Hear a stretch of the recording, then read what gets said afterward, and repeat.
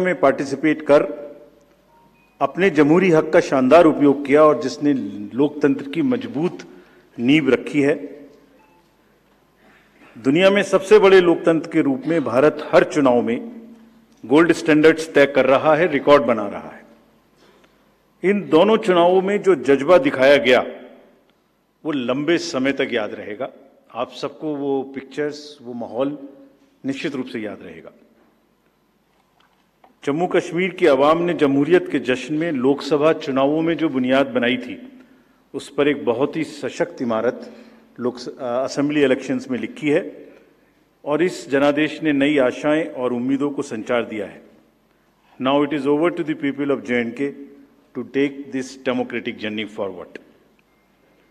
और हम एक नया गोल्ड स्टैंडर्ड और सेट कर रहे हैं। Just to remind you, just to recall, चुनाव घोषणा के समय ही हम अपना इरादा घोषित करने लगे हैं। हम अपनी विल और इंटेंट को पहले बताते हैं और उसे पूरा करके दिखाते हैं। Just to take you down the memory lane, Lok Sabha के चुनाव के समय, हम अनाउंसमेंट के समय हमने वादा किया था कि हम 4M की चुनौतियों से निपटेंगे और हिंसा, पुनर्मतदान, धन और सोशल मीडिया के दुरुपयोग की अनुमति नहीं देंगे। और आप सब जानते हैं कि हमने वो करके दिखाया। भारत के चुनावों की गोल्ड स्टैंडर्ड्स की कड़ी में हम एक और नया अध्याय लिख रहे हैं। इसी को आगे बढ़ाते हुए J&K अनाउंसमेंट के समय अगर मैं आपको फिर से याद दिलाऊं कि चुनाव से पहले किस प्रकार की थ्रेट्स थी, आतंकी हमले बढ़ रहे थे। लोग, आप सब लोगों में से बहुत लोग ये भी पूछ रहे थे कि पता नहीं चुनाव आयोग J&K में चुनाव कराएगा कि नहीं कराएगा। और 16 अगस्त को जब चुनाव की घोषणा का समय था तो इसी प्लेनरी हॉल में हमने अप फ्रंट और बोल्ड वादा किया था। और मुझे याद है मैंने कहा था कि जमहूरियत के जश्न में आपकी शिरकत दुनिया देखेगी नापाक इरादों की शिकस्त की कहानी। और वो कहानी आपने सबने देखी और वो कहानी पूरे वर्ल्ड ने देखी। चुनाव को इंड्यूसमेंट फ्री बनाया गया और जहां J&K में चुनाव कराने का विषय होता था वहां सीजर्स में 130 करोड़ रुपए के सीजर्स हुए, which is 100 times more then 2014 elections. तो पहले ये बात भी नहीं होती थी कि सीजर्स भी करना है, इस पावर को रोकना भी है।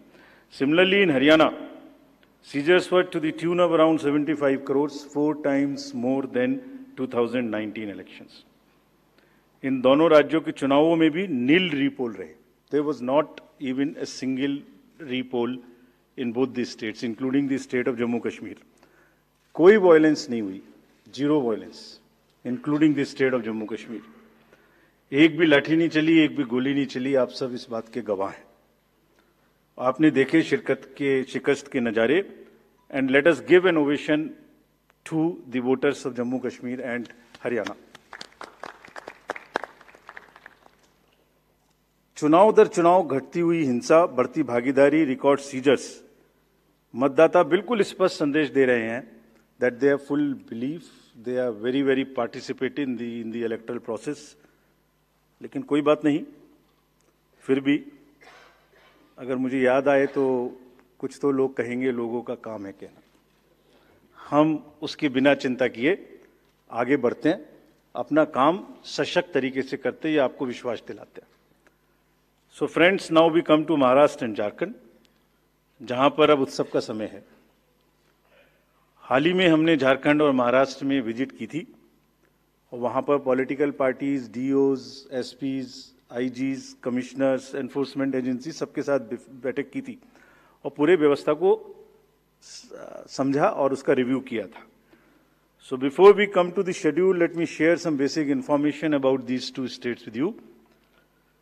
Total districts in Maharashtra 36 with 288 assembly constituencies, of which 234 are general, and scheduled tribes constituencies 25 and SC constituencies 29. Term of the Assembly of the Maharashtra is ending on 26 November 2024. If we talk about the number of electors in Maharashtra, they are 9.63 crores, 4.97 crores male and 4.66 crores female voters. Young voters की संख्या जिस पे काफी जोर दिया गया था, SSR में 1.85 करोड़, और उसमें से 20.93 lakhs are first time voters of 18 to 19 age group.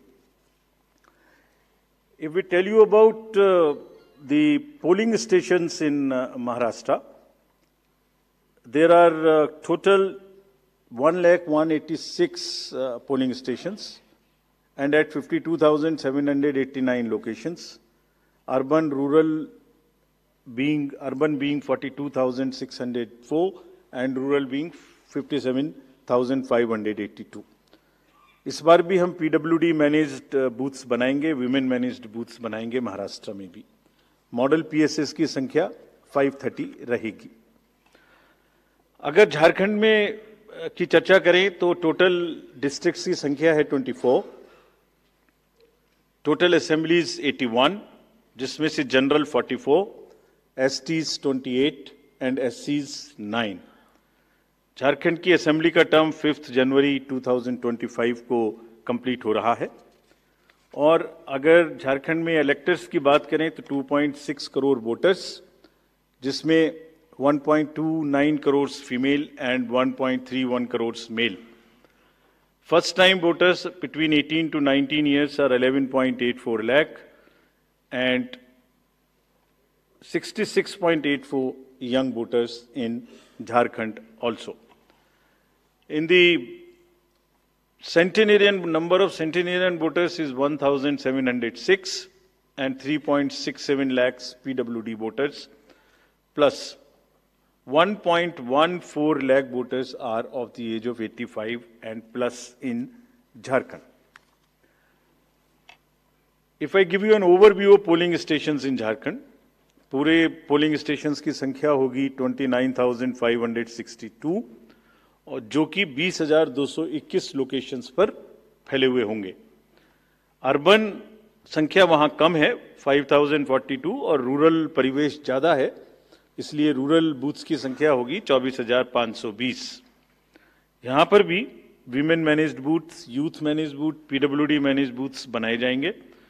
Average voters की संख्या पर booth is 881। Particularly vulnerable tribal groups पे, जैसे मैंने पहले भी आपसे चर्चा की है, कमीशन का उनको एनरोल करने के लिए, उनको एम्पावर करने के लिए बहुत एम्फेसिस है। महाराष्ट्र में 3 PVTGs हैं, कटकरी, कोलम एंड मारियागौंड, और झारखंड में 8 पर्टिकुलरली वल्नरेबल ट्राइबल ग्रुप्स हैं, जिनकी आबादी 1.78 लाख है।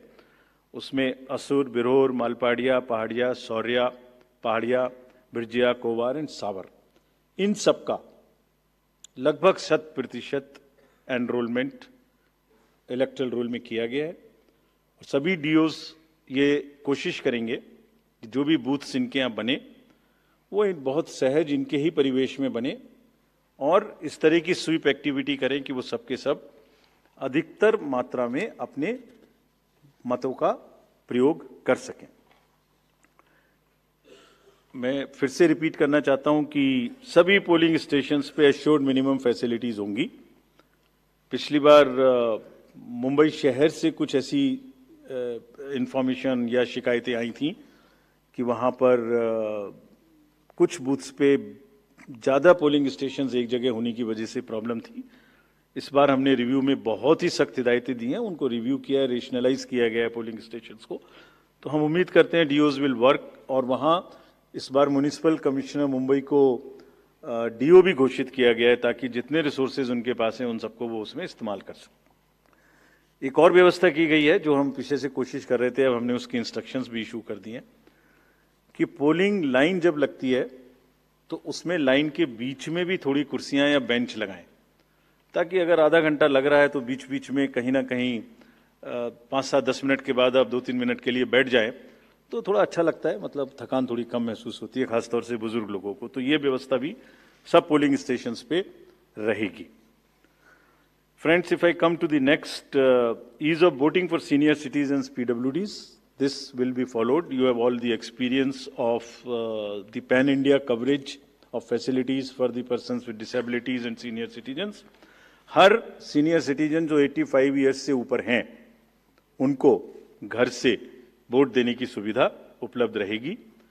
फॉर्म 12D वितरित किए जाएंगे सबको, और जो भी उसको भर के देते हैं उनके पास में हमारी टीम वोट लेने जाएगी, और जाने के समय में सभी कैंडिडेट्स को लिखित में उस रूट चार्ट का और उस जगह की सूचना देगी, ताकि वो साथ में एकम्पनी कर सकें और उनको ऐसा महसूस ना हो कि किसी के घर पर किसी ने प्राइवेसी ऑफ द वोट को नहीं मेंटेन किया. They are entitled, they are welcome to participate and go along with the polling parties to the houses of the senior citizens and PWDs.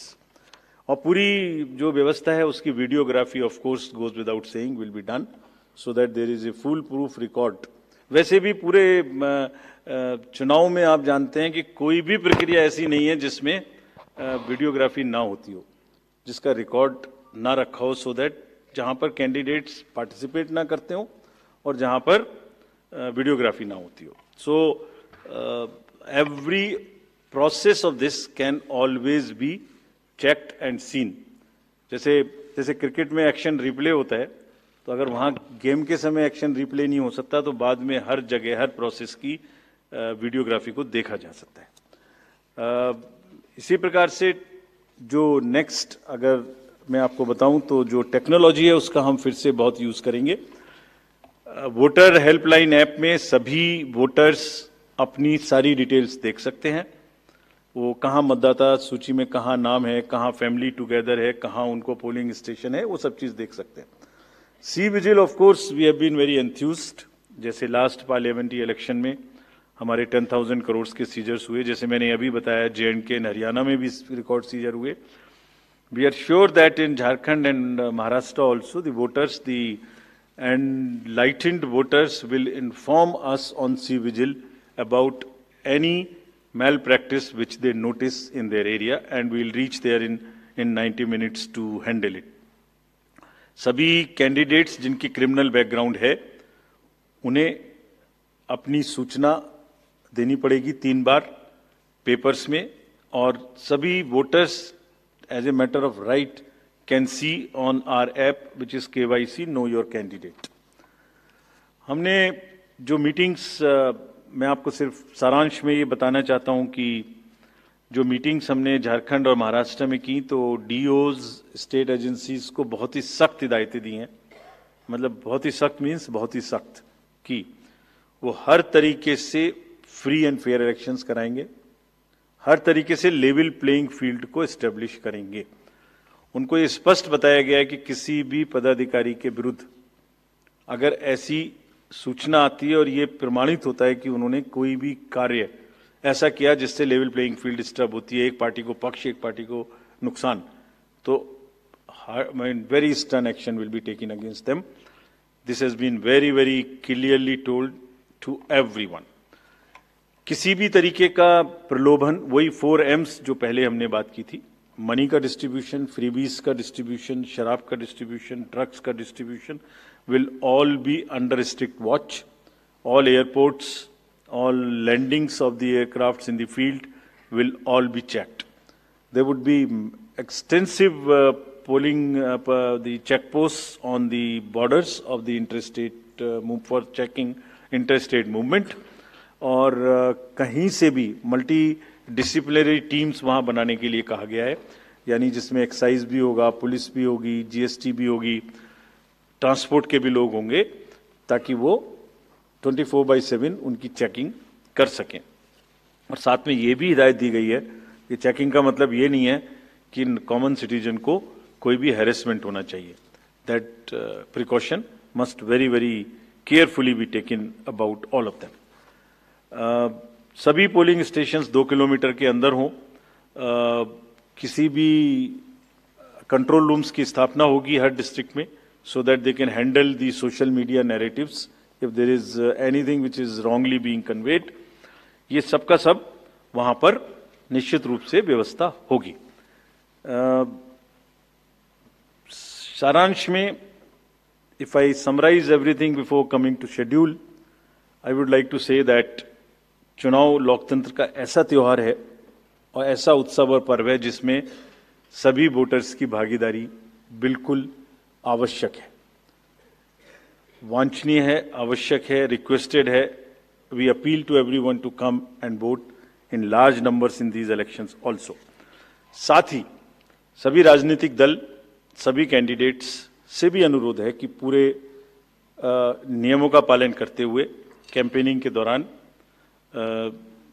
निर्भय होकर कैंपेनिंग करें। लेवल प्लेइंग फील्ड एस्टेब्लिश करना हमारा काम है, लेकिन उसको वायलेट ना हो, उसमें कोई एक्सेसेस ना हो, ये उनका भी काम है।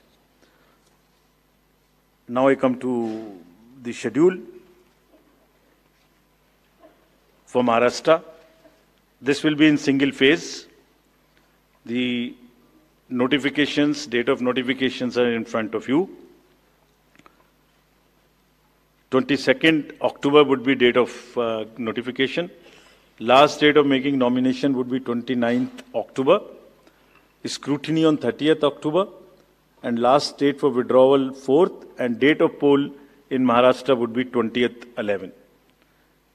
Counting would be on 23rd 11 24, and you will notice that date of poll is Wednesday. This is deliberately, which lot of scheduling, whatever goes into scheduling, we have tried that it is midday so that issue of urban apathy is handled. And in case of urban apathy, we are really very concerned. We want to make appeal through you to all our esteemed voters in the urban areas to please come and vote. It's not a healthy trend which is reflected. If I give you a brief of what is happening across the elections in the urban apathy, we will share this slide with you. If you look at various states, you look at Gurgaon, you look at Faridabad recently. Last elections, you look at Jubilee Hills, Hyderabad. You look at Bangalore South. You look at Gujarat, Gandhigram, Kolaba, Mumbai City, Pune, Thane, all are much below the state averages of each state. We will be conducting a special meeting of the municipal commissioners and DOs within a week's time to appeal again to do whatever we can do to motivate the voters in the urban areas, but the trends are really not good. If I show you the Lok Sabha, that was the Lok Sabha. If I show you legislative assemblies, see the lowest. The Kolaba was just 40%.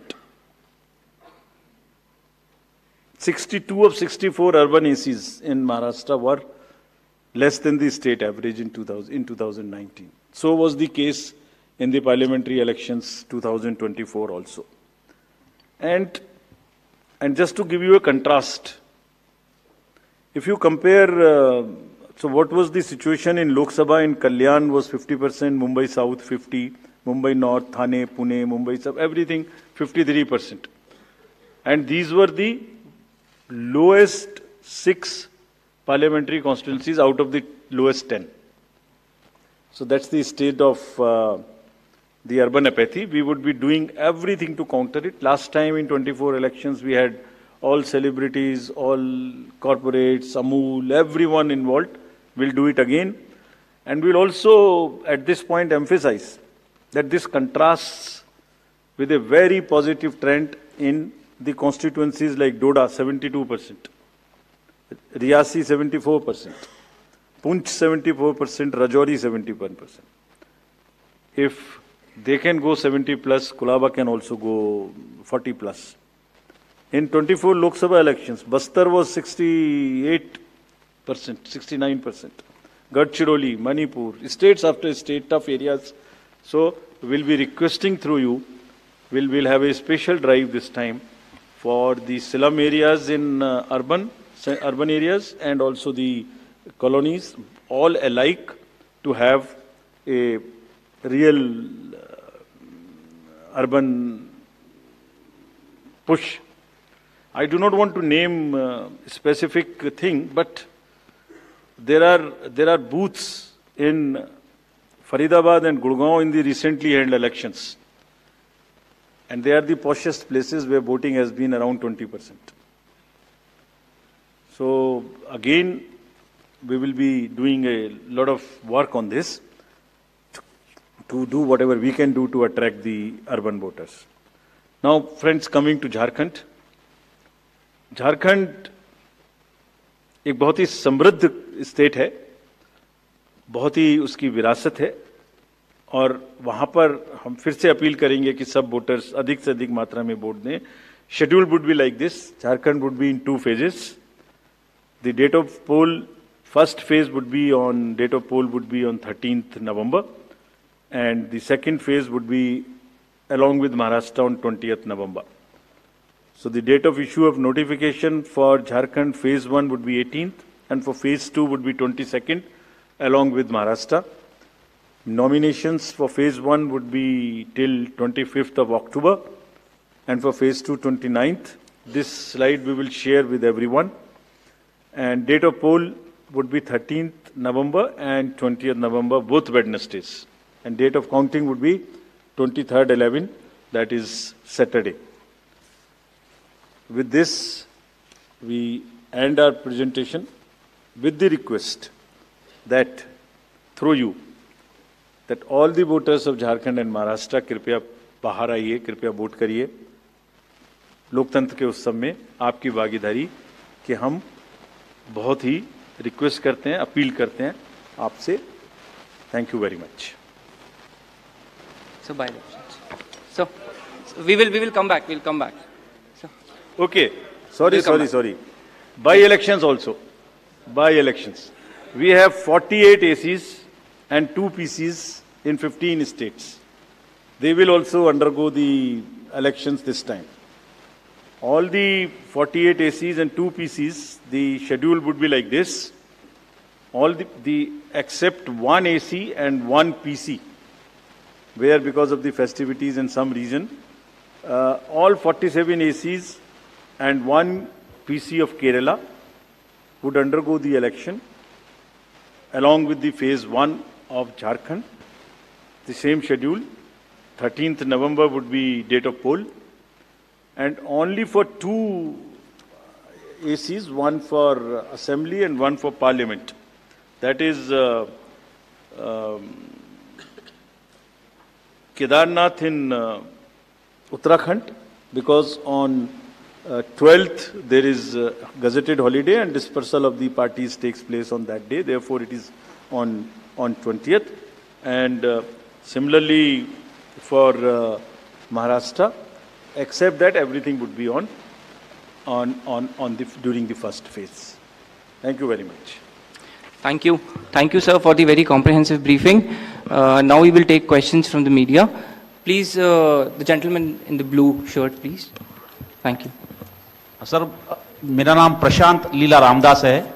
मैं news 18 लोकमत से हूँ, और मेरा एक सवाल इस तरह का है कि कांग्रेस ने डिमांड की थी जो वहाँ के पुलिस महासंचालक है रश्मि शुक्ला, इनको हटाने को लेकर. इसको लेकर आयोग क्या सोच रहा है और उस पर क्या निर्णय होगा? Question from that side also.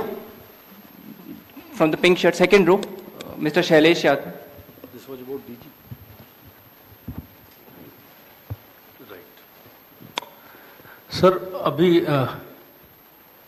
Sir मैं शैलेश यादव ANI से. अभी हाल ही में चुनाव संपन्न हुए हैं जम्मू कश्मीर और हरियाणा में, और लोकसभा इलेक्शन के बाद देखा गया है कि एग्जिट पोल जो हैं एकदम उल्टे रहे हैं या जो है एकदम गलत साबित हुए हैं. और इसको लेके पब्लिक में सवाल ये उठता है कि एग्जिट पोल में तो सरकार इनकी बन रही है और नतीजा उल्टा है, उस पर EVM पे सवाल उठाए जाते हैं, जिसकी शिकायत आपसे कुछ पार्टियों ने करी थी, जिनका एग्जिट पोल में ये था कि सरकार बन रही है और जब EVM का रिजल्ट आया तो सरकार बदल गई. तो इस तरह के एग्जिट पोल को लेके आपका क्या कहना है? क्योंकि ये सवाल जब उठते हैं तो आपकी तरफ से जो है बाहर नहीं आता है कि क्या इलेक्शन कमीशन सोच रहा है इस पर. Last row, madam was raising the hand. Please. Yes. So just wanted a clarification for the assembly constituencies and parliamentary constituency by polls. So it's Wayanad and Nanded, the 2 parliamentary constituencies voting, right? Yes.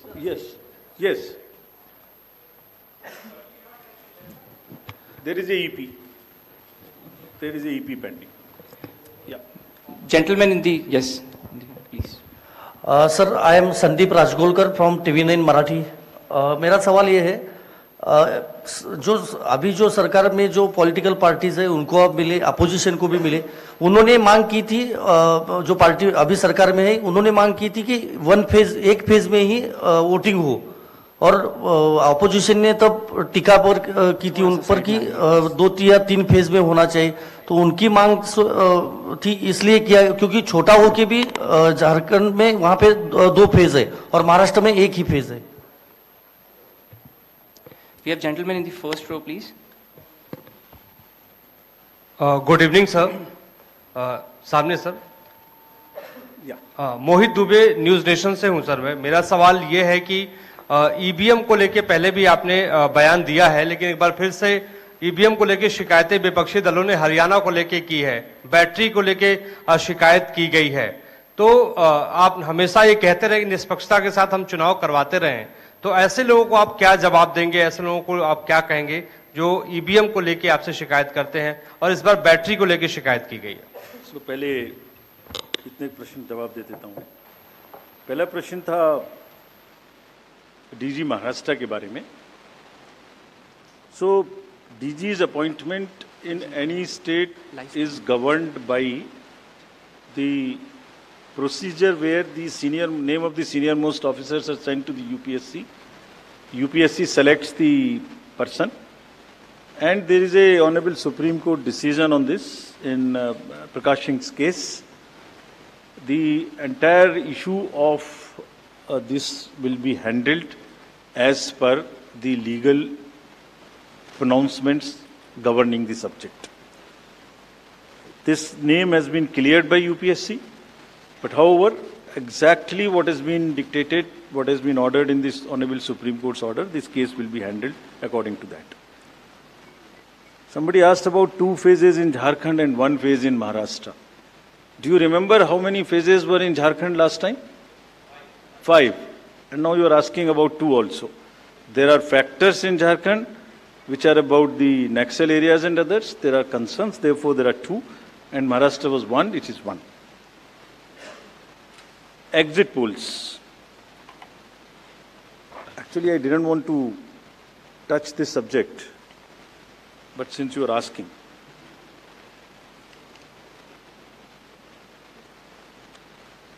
Exit polls के आने की वजह से, exit polls के एक expectation set करने की वजह से एक बहुत बड़ा, लेट मी एक्सप्लेन, एक बहुत बड़ा डिस्टॉर्शन पैदा हो रहा है। ये आप सब लोग यहाँ हैं, ये एक आत्मचिंतन का और आत्ममंथन का भी विषय है प्रेस के लिए, खासतौर से इलेक्ट्रॉनिक मीडिया के लिए।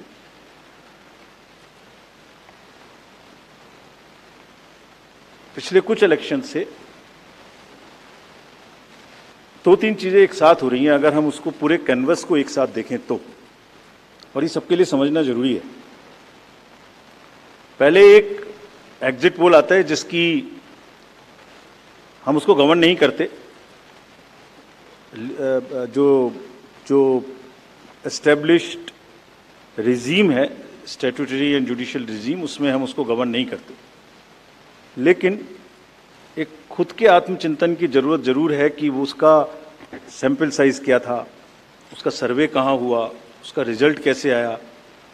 अगर मैं उस रिजल्ट से मैच नहीं किया तो मेरी क्या रिस्पॉन्सिबिलिटी है, कहीं कोई डिस्क्लोजर्स हैं कि नहीं है, ये सब देखने की जरूरत है बहुत सख्त।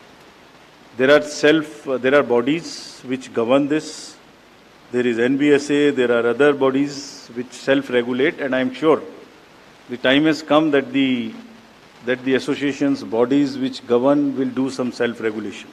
Because इसी से जुड़ा हुआ दूसरा विषय है जो कि बहुत ही इंपॉर्टेंट है।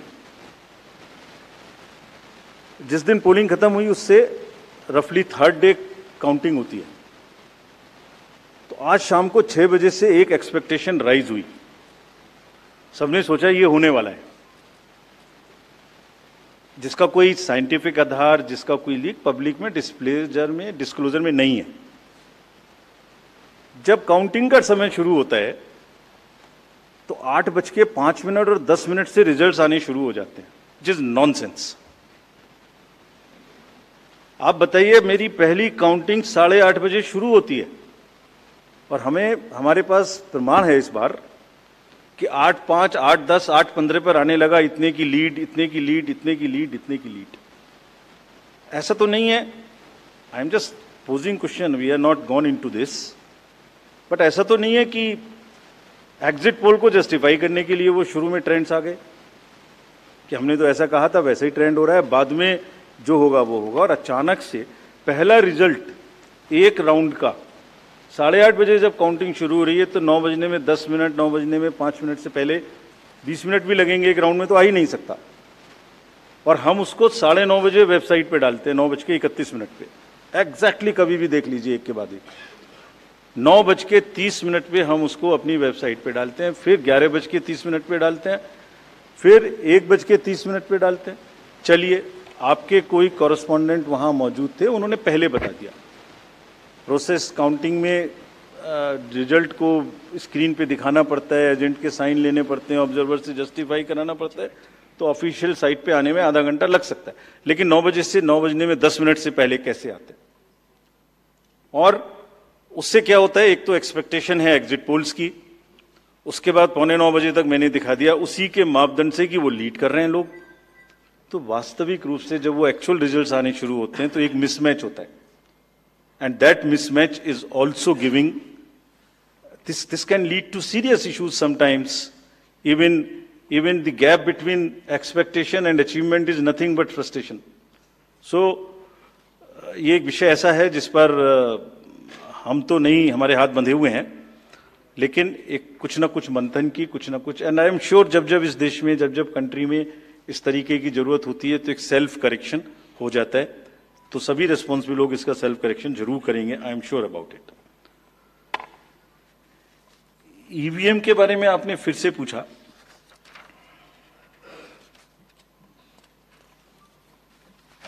बहुत बार मैं बता चुका हूं आपको, थोड़ा समय लगेगा तो फिर से बता देता हूं। 6 महीने, लगभग 5-6 महीने फर्स्ट एफएलसी शुरू होती है ईवीएम की। मैं 2 बात बता रहा हूं, बस मोटी सी 2 बात, बाकी सब आपको मालूम है। वो टेम्पर नहीं हो सकती, उसमें कोई कनेक्शन नहीं हो सकता। अभी लोग पूछते हैं जब पेजर से उड़ा देते हैं तो ईवीएम को कैसे हैक नहीं कर सकते, ये भी पूछते हैं।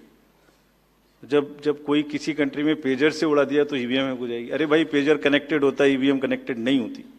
एनीवे, 2 बात मोटी मैं आपको बताता हूं, बहुत मोटी।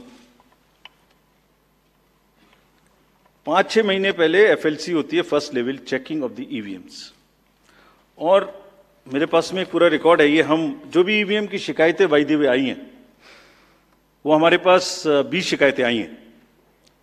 हर 20 शिकायत का हम इंडिविजुअल जवाब देंगे, फैक्ट बाय फैक्ट। तो इसमें कोई डाउट नहीं है। We will convey to each candidate to assure, this is our duty. Actually हमारी ड्यूटी है कि अगर कैंडिडेट ये पूछ रहे हैं कि आप बताइए, तो हम उन्हें बताएंगे, निश्चित रूप से बताएंगे, लिख के बताएंगे, पूरा डिटेल्ड बताएंगे और जल्दी ही बताएंगे। तो I am not going into individual cases, और उन सबको पब्लिश भी कर देंगे ताकि आप सबको भी पता लग जाए। But first level checking, randomisation, second randomisation, storage में रखना, स्टोरेज से बाहर निकालना, कमीशनिंग करना, कमीशनिंग के बाद वापिस स्टोरेज में रखना, फिर उसको पोलिंग डिस्पर्सल के दिन ले जाना, फिर उसको बूथ पे पहुंचाना, बूथ पे पूरा दिन वोटिंग कराना, फिर सील करना, फिर वापस स्टोरेज में रखना, फिर काउंटिंग के दिन निकालना, फिर पूरे दिन दिखाना। इसमें हर समय पर पॉलिटिकल पार्टी या उस कैंडिडेट या उसका एजेंट मौजूद रहते हैं। जब मशीन में कमीशनिंग होती है उस दिन उसमें बैटरी डाली जाती है।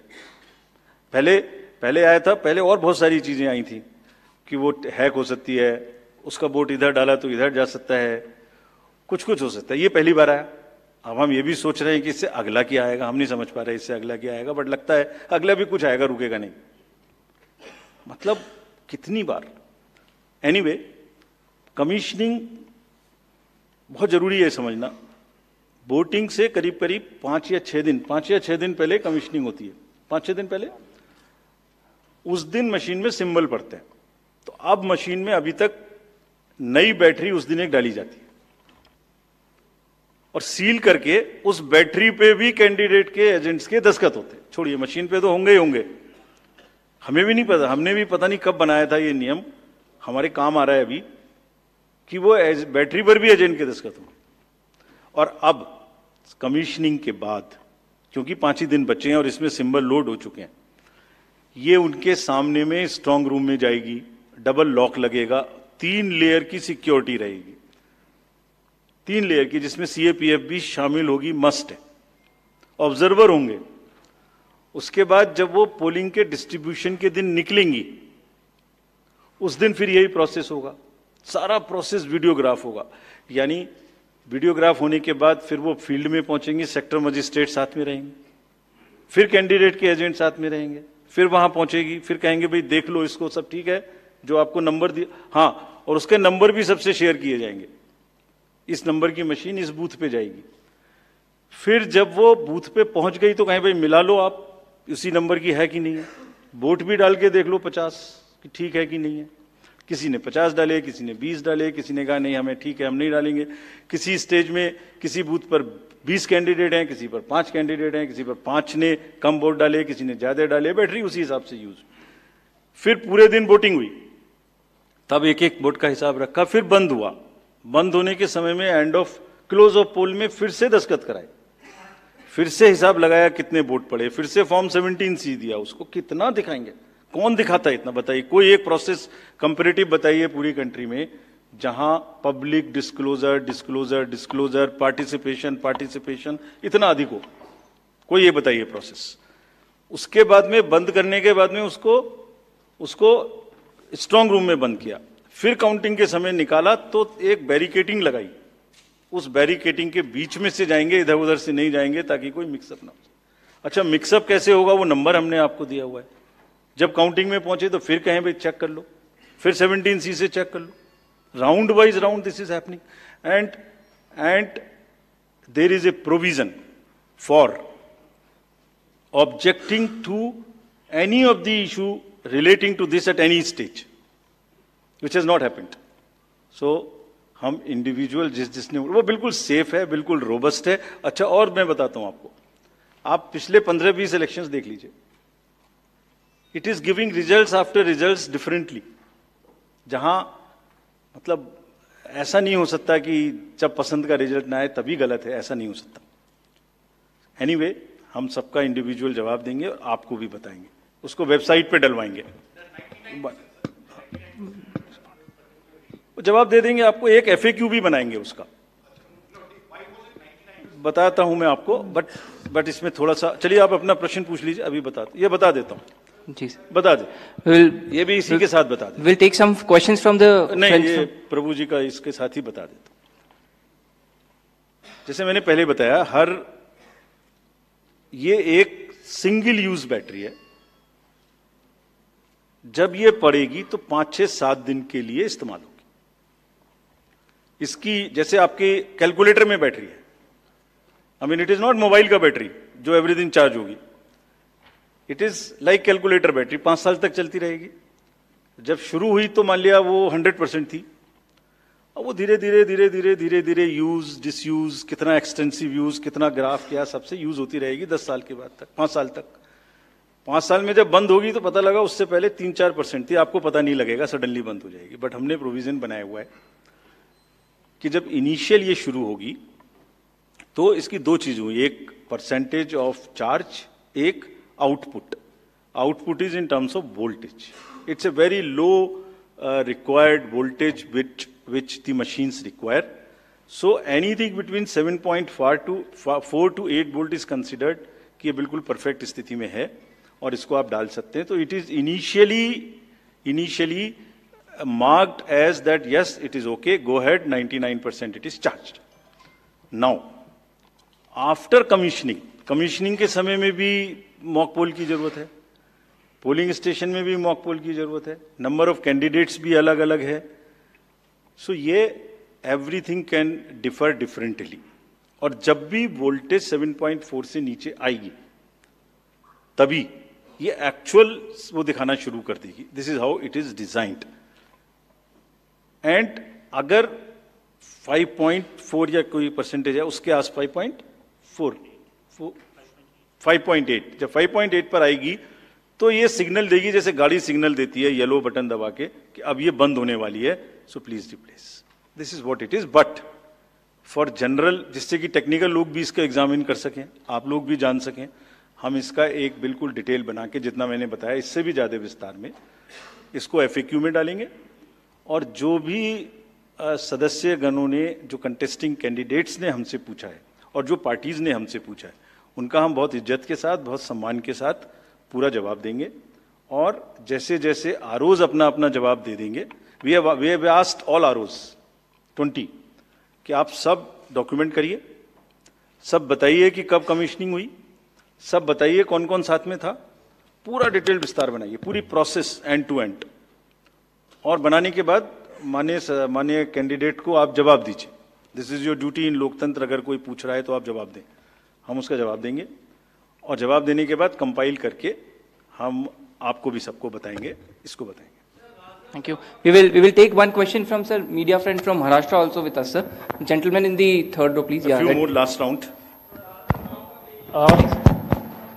नमस्कार सर, मेरा नाम प्रमोद जगताप है, मैं सकाल मीडिया ग्रुप के शाम अच्छा, एक चीज और बता दूं, एक चीज और इसमें मैं आपको बता दूं, एक हमारा C&B का भी प्रोसीजर है, जो माइक्रो कंट्रोलर और प्रोसेसर को हम चेक कर सकते हैं। मुझे नहीं लगता कि इन 20 कॉन्स्टिट्यूएंसी से कोई भी रिक्वेस्ट C&B की आई है, कोई रिक्वेस्ट नहीं है।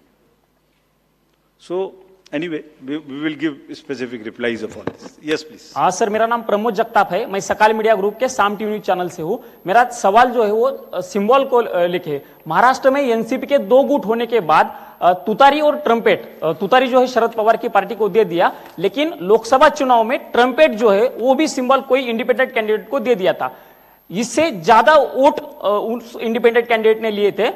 शरद पवार के एनसीपी का ऐसा कहना है कि ये सिंबल जो है वो फ्रीज करना चाहिए। महाराष्ट्र के स्टेट इलेक्शन कमीशन ने स्थानिक स्वराज्य संस्था के जो चुनाव है उसमें वो फ्रीज किया है, लेकिन केंद्रीय चुनाव ने अभी तक उसके ऊपर कोई डिसीजन नहीं लिया।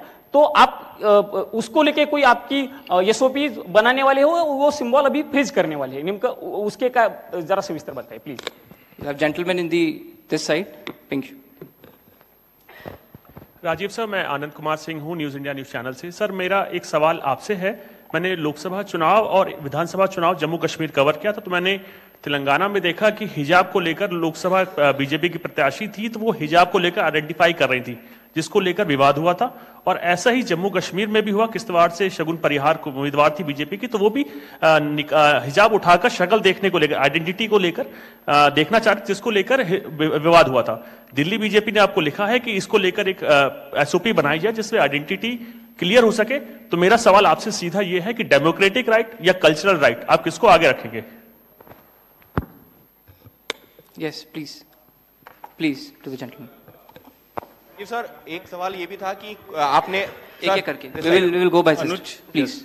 राजीव सर, अभी जो आपने चुनावों की तारीखों का ऐलान किया है, लेकिन उसमें कुछ ऐसी सीट्स हैं विधानसभा जहां पर उपचुनाव होना था या लोकसभा जिन पर नहीं ऐलान किया गया, वो कौन कौन? सब पर सर यूपी की 10 सीटें थी। 10 की 10 होंगी? 9 सर, 9 किया है। Basirhat is under the election petition. There is an election petition in Basirhat, so that is one case. 10 सीटें थी ना sir. Milkipur also is under election पे। so let me say it that way, जहां इलेक्शन पिटीशन नहीं है वहां सब में हो रहा है, ठीक है, वो दे देंगे। वो 2 तो मैंने बताई दी आपको। चलिए, let us go orderly. Yeah, please follow a system. Thank you. One, gentleman in the this row, green. 2 last questions please. Sir, this is Nishant Azad from Organizer English Weekly. My question is that misuse of AI and deepfakes is increasing. So, what are the steps Election Commission is taking to deal with this issue? Good question. Sir, अभी मुंबई जैसे बड़े शहर में जिस तरीके से दिन दहाड़े मर्डर हुआ, महाराष्ट्र में जिस तरह से लगातार घटनाएं बढ़ी हैं अपराध की, इसको लेकर बहुत ज्यादा चिंताएं हैं, बहुत सारी बैठकें भी हुई हैं। इसको लेकर किस तरीके से चुनाव आयोग ने इससे पहले हालांकि बैठक की थी, अब किस तरह से तैयारियां की जा रही हैं ताकि खास करके शहरी इलाकों में जहां पर आप वोटिंग परसेंटेज वैसे भी कम देख रहे हैं, बांद्रा का इलाका हो, जुहू वर्सोवा, कैसे लोगों में कानून और व्यवस्था के लिए लोगों के मन में विश्वास पैदा करेंगे ताकि लोग वोटिंग के लिए ज्यादा से ज्यादा निकलें? Thank you. We will take one more question, sir. Let him answer. Let him answer. Let me answer these questions first. About this symbol, first question is about the symbol of the NCP. NCP का जो symbol है, man blowing तुरी, so उसमें हमारे पास में 2 request आई थी NCP SP से. एक तो ये आई थी कि उनको जब हमने रिकॉग्नाइज कर लिया है जे स्टेट पार्टी, तो उन्हें हम कंट्रीब्यूशंस रिसीव करने की भी स्वीकृति दें. और दूसरी रिक्वेस्ट आई थी कि उनको जो उनका सिंबल है वो प्रोमिनेंट नहीं है, वो जब वोटिंग मशीन के बैलेट यूनिट के अंदर में छोटा दिखाई देता है, तो उसका रेशियो ऐसे चेंज कर दीजिए कि वो स्पष्ट से मैन ब्लोइंग तुरी दिखाई देने लगे. और दूसरी रिक्वेस्ट एक और भी साथ में थी कि उस जैसा एक कोई ट्रम्पेट है उसको हटा दीजिए. 3 रिक्वेस्ट थी. सो पहली रिक्वेस्ट हमने उनकी मान ली. हमने उन्हें उसी दिन ऑथराइज कर दिया था कि आप ड्यूली कंट्रीब्यूशंस ले सकते हैं, subject to the disclosures which every political party has to do. Secondly, हमने उनको लिखित में ये भी छूट दी थी कि आप खुद हमें बताइए कि आप अपने सिंबल को, मैन ब्लोइंग तुरी को, किस तरीके से बैलेट यूनिट में दिखाना चाहेंगे. तो उन्होंने कहा था हम इस तरह से दिखाना चाहेंगे. 1-2 चॉइस दी थी, जो उनकी पहली चॉइस थी वो हमने मान ली. सो इस इलेक्शन में उनका सिंबल वुड बी ज्यादा दिखाई देगा, मतलब प्रोमिनेंटली दिखाई देगा. तीसरी रिक्वेस्ट थी, वो एक ट्रम्पेट है इस टाइप की, जो कि मैन ब्लोइंग तुरा से बिल्कुल डिफरेंट है. तो कमीशन ने उसी दिन बताया था कि वो उससे डिस्टर्ब नहीं करता है. So all the 3 have been accepted. That is 1. All AI and deep fakes, this is a very, very contextual question. This is disturbing all the elections world over. I have said it earlier also. It's a very serious issue. हमने इसके लिए 2-3 चीजें की हैं, और आपने अगर 24 parliamentary election में देखा होगा, सो ऐसी घटनाएं हम रोक पाने में सक्षम हुए थे कि किसी की फोटो किसी के साथ लगा दी, किसी की आवाज किसी के साथ मिला दी. इस तरीके के बहुत पॉसिबल AI रिलेटेड न्यूसेंस हो सकते